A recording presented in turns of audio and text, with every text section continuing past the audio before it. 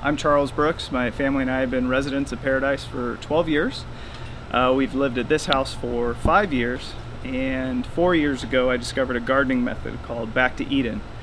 After seeing a film online and researching composting and things like that, that's when I came across Back to Eden and decided to give it a shot. And even in a bad drought year, I'm somewhat happy with the results. On a non-drought year, it's phenomenal. So I was sitting one night going through how-tos on how to compost so I could create my own compost, gardening tips, stuff like that, because I wanted a better vegetable garden. And that's when I came upon the Back to Eden film and sat watching there kind of on the edge of my seat going, this can't possibly work. But I gave it a try because there were so many people that said it could if you're patient and you give it time. We're 4 years into it, and they said every year it's going to get better as the compost grows underneath. And I've just been really impressed with it. It has its challenges, but people in climates that get less rain than we do, they're successful with it as well. It just takes a lot of hard work. You got to move a lot of wood chips, and you got to get it set up. But once you do, it's pretty easy. We're still trying to figure out how to garden in Paradise. We go to Mendon's and also the garden center asking for advice on what will grow best in our climate given the elevation and also the amount of sunlight we have here. We have a lot of tall trees, so trying to balance that. The things we're typically successful with are the cucumbers, the squash, tomatoes. We've done pretty good with cantaloupe, surprisingly.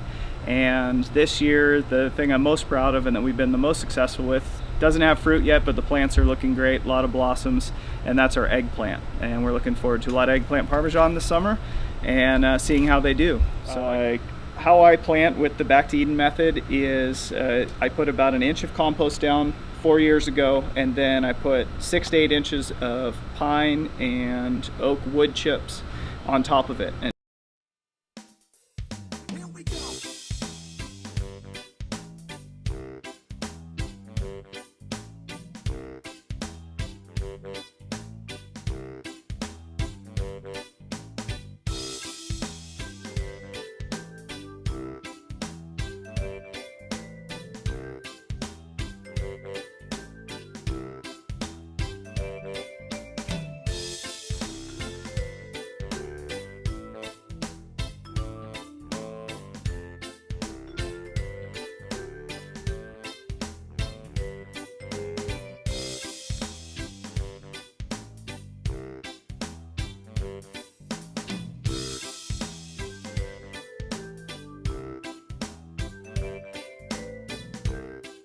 when I plant, I'll pull the wood chips away and I'll dig a small hole and I'll put a little bit of compost in the top of the hole, mix it in with the soil and plant my starters.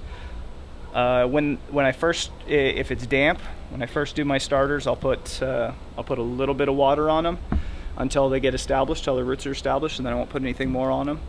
Non-drought year, 3 years ago, I didn't have to put any water on them, and so that was pretty neat at the start, no water at all. The important thing with this type of gardening that I've learned, and just I guess mulching in general, and I've ruined a lot of fresh sprouts, and that is you've got to make sure you keep the mulch away from the base of the plant. So one of the interesting things about watering this year is to really paying attention to not watering the lawns, washing the cars just once a month. And then sometimes when we have meals, like we're cooking corn or something like that, and we've got a pot of leftover water, I'm actually taking it down here and adding it to either the plants in the front. And the rest of the time I'll take a hose and I'll run it out to the individual plants, and I'll just turn it on a slow trickle, and I'll do a real slow, early in the morning before the sun comes up, a real slow water just to let it soak in.